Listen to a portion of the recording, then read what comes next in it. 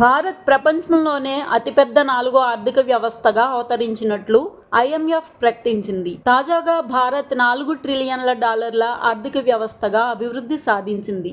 ఇప్పటి వరకు ప్రపంచంలోనే 4వ అతిపెద్ద ఆర్థిక వ్యవస్థగా ఉన్న జపాన్ను వెనక్కు నెట్టి భారత్ 4వ స్థానం ఆక్రమించిందని ఐఎంఎఫ్ తాజా నివేదికలో పేర్కొంది.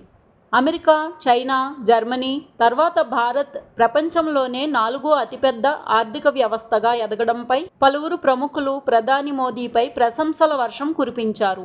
పెట్టుబడులకు గమ్యస్థానంగా భారత్ ప్రపంచ దృష్టిని ఆకర్షిస్తుండటంతో ఈ ఘనత సాధ్యమైందని పలువురు అభిప్రాయం వ్యక్తం చేస్తున్నారు.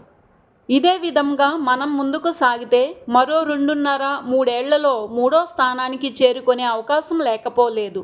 కాగా $40 ట్రిలియన్లతో అమెరికా మొదటి స్థానంలో ఉండగా $18 ట్రిలియన్లతో చైనా రెండో స్థానంలో నిలిచింది. $8 ట్రిలియన్లతో జర్మనీ మూడో స్థానం దక్కించుకోగా $4 ట్రిలియన్లతో భారత్ 4వ స్థానంలో నిలిచింది.